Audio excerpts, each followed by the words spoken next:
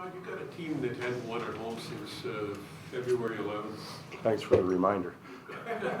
You've got some players that are unhappy with the fans for booing Schultz, and Lander comes and scores his first goal in the season, and crowd is paying him off big time.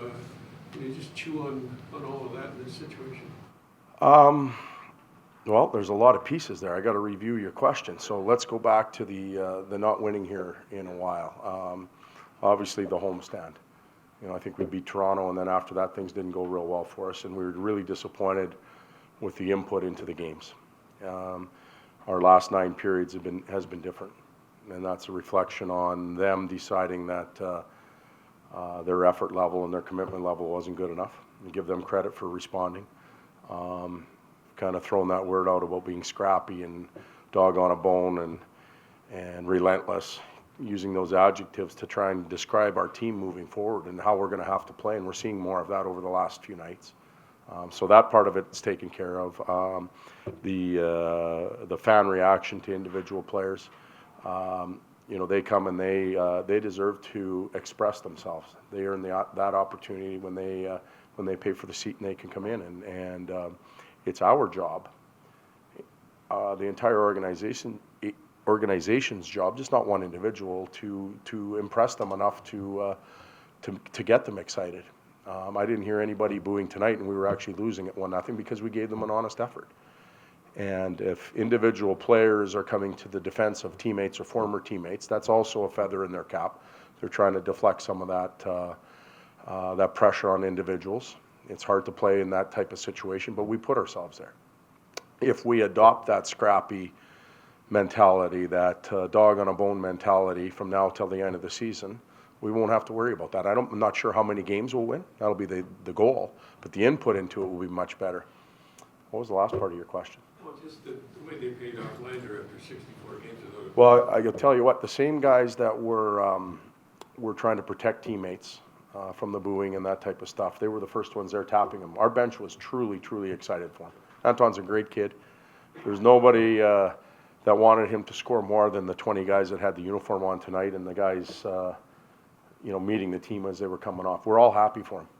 We want him to be successful, and he wants to be successful, and it's a weight off his shoulders. He may get on a roll now just because there's relief, so we're happy for him. Todd, sometimes when you call players up from the minors, they maybe get a little bit of a bump early just because they're here and the energy's going and stuff. But are you seeing things in Osterley's game that there's a consistency that's coming out? Yeah, we are. We're, those players that come up, they either seize the opportunity and they open up eyes, or they seize. They're seizing the opportunity or they're seized. And Jordan's seizing the opportunity. Now, with tomorrow around and some of the rules and transactions that have to happen, what will happen to some of those younger players, I'm not sure. There's still discussions going on. Odds are we're not making the playoffs here. Let's be real. Odds are they are down there. And our group needs to learn how to win somewhere.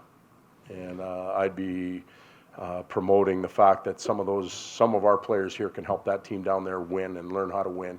That's real important. So at some point you'll see some players return down there, and they'll hone their craft. When we need them, we'll recall them. But doesn't mean they haven't played very, very well and opened up our eyes. Something that was a Detroit staple, wasn't it, when you were there, that guys would learn to win? Well, Darren Helm played I don't know how many NHL playoff games, handed him a Stanley Cup ring and told him to go to Grand Rapids and work on your game. Like, that doesn't happen often, but that's their model. Their model's easier to accept and understand when they're deep and they're winning. We're not deep and we're not winning, so we force feed some players into our system too quick. It's not what we want to do, it's what we have to do right now. As the years go on and we stockpile the drafts at Peter's gathering, and we do a good job of picking players and internally developing them, maybe we can leave them there a little bit longer and we'll be better for it. What's the biggest difference that you've seen really since you kind of challenged that team in the last 3 games? What have they done that they weren't doing before? Well, they just the individual pride and the drive and the tenacity on pucks, the tenacity on the back check, the tenacity in around the net has gone up a fair amount. And without that, we don't stand a chance. And maybe they realize that. Maybe it took 2x4 to the forehead, and that was that Ottawa game. Maybe they realize that. Now, we've got 18 games left. We'd like to maintain that. We'll have some dips, and we'll actually get on some highs where we will have to learn how to deal with things. But the tenacity's gone up immensely throughout every individual in the lineup. And what's your initial report on Pouliot?